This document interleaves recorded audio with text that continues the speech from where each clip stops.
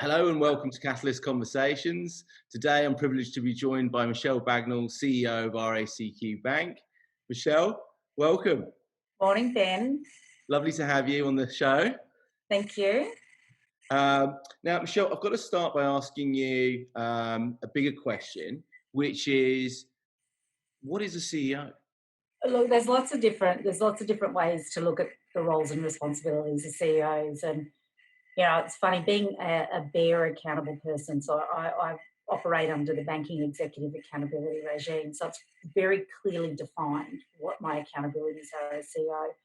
But the stuff that I often say to my team is actually, it's my responsibility to shoulder the strategic risk so that they can get on and execute the strategy. I also firmly believe that actually, because I'm a big believer that people are everything, that actually the role of CEO is to create the environment, to create the culture in which all of those people can be successful.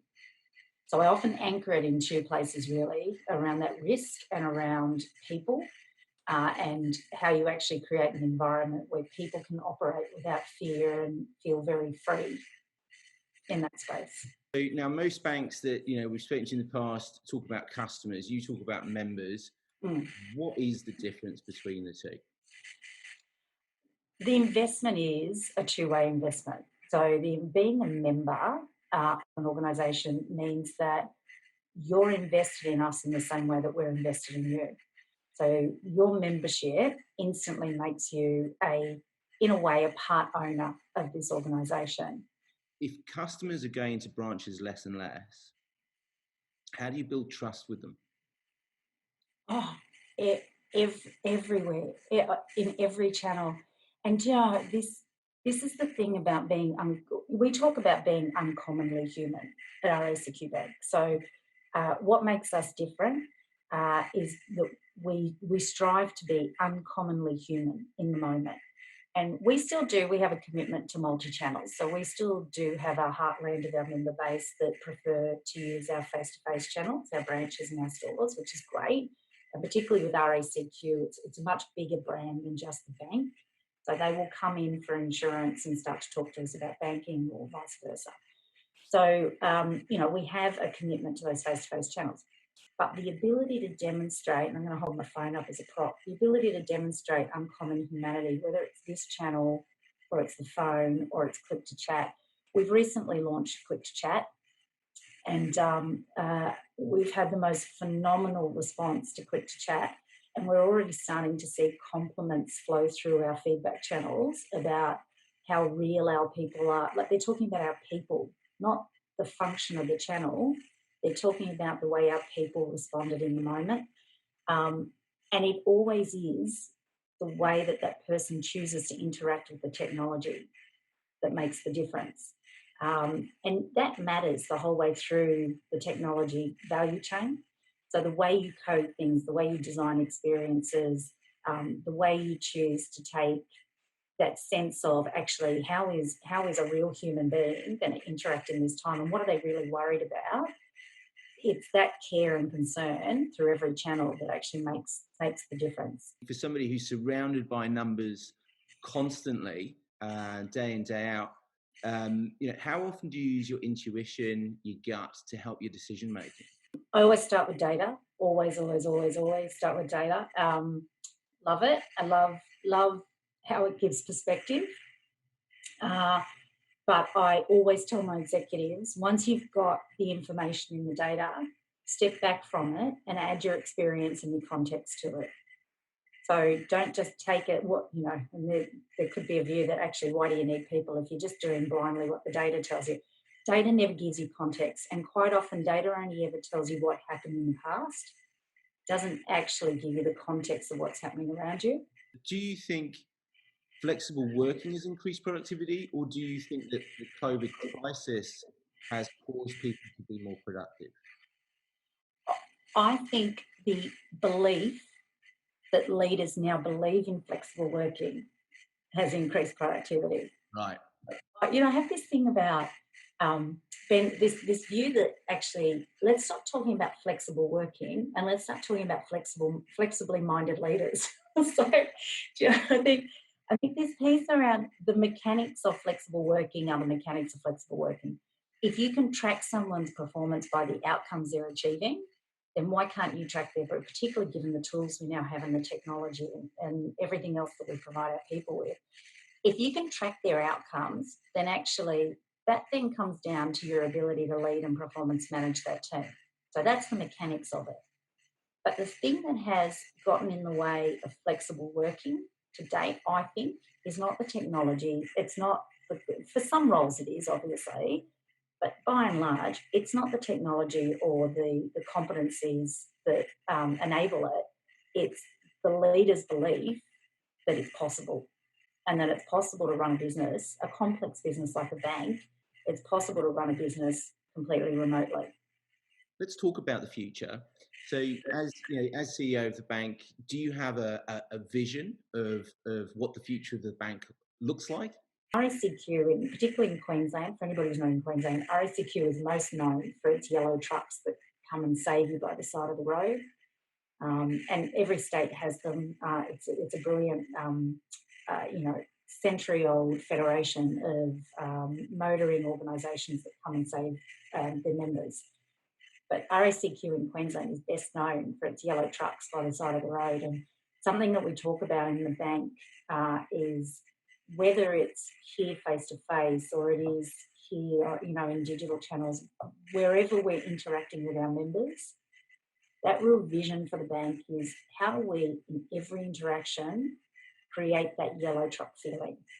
What we've seen a sort of trend in is boards being very focused on reputation and risk and compliance and governance, wonderful words, and executives being more and more focused on constructive sort of self-disruption, innovation, future-proofing. So there's a tension, right? Reputation and risk versus self-disruption, innovation and growth. How do you as a CEO manage the tension between board and exec? I think if you haven't got that relationship, whether it's in your executive team where you can push and pull and challenge each other, then that's a problem. And if you haven't got it with your board, that's a problem. There's all these great sayings about no great change comes without discomfort. And if you're not feeling discomfort of some kind, then you're not actually changing. So, I think that sense of friction or I think it's necessary. That's great. That's great. Two more questions, if we can squeeze them in. Have to ask, what's it like coming through as a woman in a typically male-dominated profession? I think it's systemic. I think I've grown up in an era where business was built for the other gender. Yeah, it was built by the other gender, for the other gender. And flexible working is a great example, Ben. For so long, flexible working was about women looking after their kids. And, the disadvantages that come when you come back into the workforce or back into the workplace. And I can remember, and I won't mention where I was working, but I can remember a banker walking out at 3:00 in the afternoon to go and pick her children up. And I can remember I'd just come into the leadership role in this team. I was a few weeks in and I was sitting and observing the behaviour. And I can remember one of the blokes yelling out, "See you later, part-timer." And she'd been there since 6:30 that morning. Wow. So now, neither here nor there in terms of how many hours she worked. She was a fantastic performer. Her customers loved her. She always delivered results. Amazing. And the interesting thing is, I had no issue with her walking out at 3:00 to go and pick her kids up and do what she needed to do to be happy and have a whole life. I had a massive issue with the perception in that culture and in that work. Now, that was the beginning of a 3-year stint where we turned the culture around and I ended up with more female bankers than I knew what to do with, which was great. But I think this piece around what does it feel like, it's been systemic throughout my career. And yes, I've had personal experiences where, particularly after the birth of my 2 children, my career didn't necessarily go the way I wanted it to go straight away, but you keep plugging away and every day in every action you take, hopefully you make a difference in a little way. I think about the actions that I've taken in my career, not my generation, I think about the next generation. So I think about the way I'm raising both my son and my daughter, and what world they're heading into. And I hope the actions we take today create a better world for them. But I also personally take a view that I will create value and I will create positivity in my world wherever I can. And that means I do a lot of mentoring.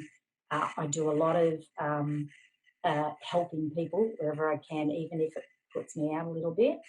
And I kind of feel like the more you give out into the universe, the more things come back. And not just on gender, by the way. So on any place where someone is disadvantaged just simply because of who they are. And in my mind, there's a bigger conversation going on across the globe right now in that space.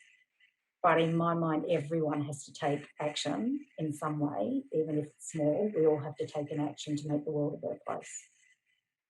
Michelle, if you could go back 2.5 years in time and visit yourself on day one of becoming CEO of RACQ Bank, what advice would you give yourself?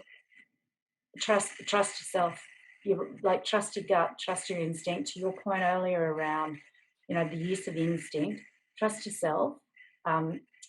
You have got this, and what we've done. I've seen it borne out, Ben, and I've seen it kind of play out the way we had wanted it to play out around the building of the foundations and getting this business ready. I would have said, trust yourself, and then I would have leaned in really close and said, and go faster. Trust yourself and go faster. Brilliant. Michelle, thank you so much for joining us today and for sharing your insights and your experiences. I know our community will enjoy it, and it's a pleasure to learn from you. So thank you. Thanks, Ben. Thank you, and thank you for the invitation. Absolutely. Speak Thanks. soon. Have a great day.